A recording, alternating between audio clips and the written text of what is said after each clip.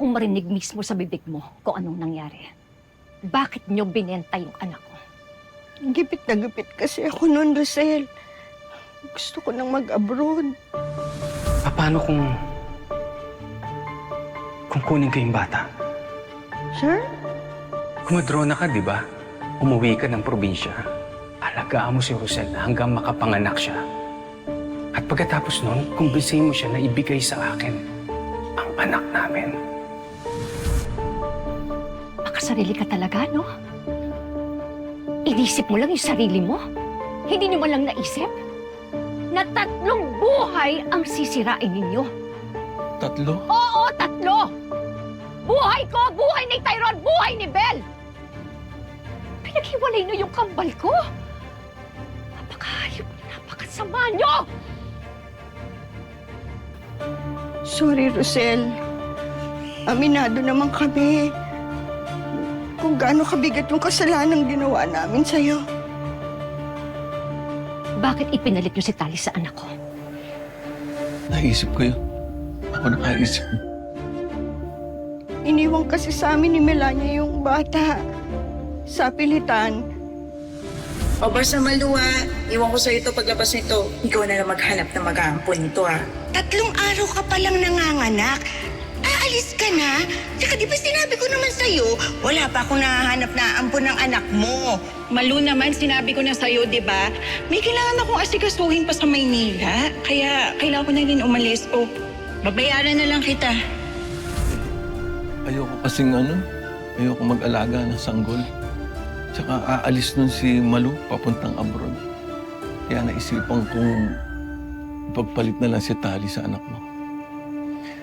Tsaka, para hindi mo maramdaman na nawalan ka ng anak. Sa tingin niyo ba? Ganun lang kadali magpalit ng anak? Ganun-ganun na lang yun?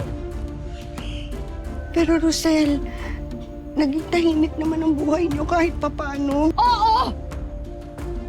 Pero nalaman ko din na hindi ko kadugo si Tali. Pwede mo ba akong mag-donate ng dugo kay Tali? Unfortunately, hindi po pwede, Mrs. Bakit po? Type A po ang blood type ninyo. Samantalang si Talia po ay type B negative. Paano nangyari yun? Eh baka po nakuha niya sa tatay niya. Sa inyong dalawa lang naman po pwede makuha ni Talia yung ganong klase ng blood type. Type O po yung tatay nung anak ko. Imposible po yun. Baka nagkamali lang po kayo. Hindi po maaaring magkaanak ang parents na type A at type O ng type B na anak. Imposible po yun. Naisipan kong naisipan kong palabasin na lang ng patay yung anak ko. Tama-tama pala yung pag-message ko sa inyo.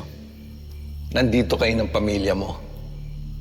Kamusta nga pala yung bata? Ang anak niyo ni Rosel. Pwede ba huwag ka na magpaligoy-ligoy pa? Ano kailangan mo sa akin? O de tapatan na. Pera. Pera ang kailangan ko. Sisiraan ka ba ng ulo? Hindi mo kaya. Madali naman ako kausap ha? So, paano? Sasabihin ko na lang kay Rosel na ninakaw mo yung anak niya. Na? Patay na yung anak ko? Paano nangyari yun? Oo. Buhay siya nung isinilang mo. Kaso pagkatapos ng ilang minuto, bigla na lang siyang nanigas at yun nga, namatay. Bakit ngayon yun lang sa akin sinabi yung totoo? Oo nga. Pero nalaman ko din na walang bangkay na nakalibing doon. Unti-unti dinumpas yung totoo eh. Napakasama nyo. Alam niyo ba yung ginawa nyo? Hindi makatarungan, mga hayop talaga kayo! Sorry, Rosel. Aminado naman kami sa mga ginawa namin. Pero sana maniwala ka.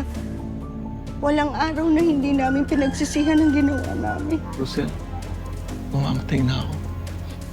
Sana may baon ko sa hukay yung pagpapatawad mo. Hindi ko alam kung mapapatawad ko kayo.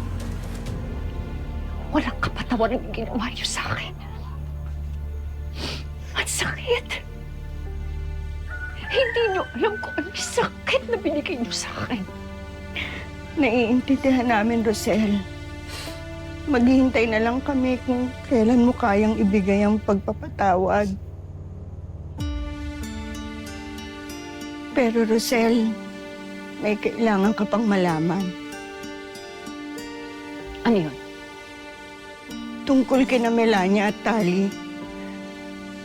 Alam ko na mag-ina silang dalawa. Pero ganun pa man, tinamgam ko pa rin si Tali na parang sarili kong anak. Hindi lang yun, Rosel. Meron pa. Ano pa? Matagal nang alam ni Melania at Tali ang totoo. Anong totoo? Na anak mo si Belle. Matagal nang alam ng mag-inang Melania at Tali. Inilihim nila yun sa'yo. Pinagbawalan din nila akong magsalita. Tinago nila sa'yo yun. Para hindi kayo magkasama ni Belle.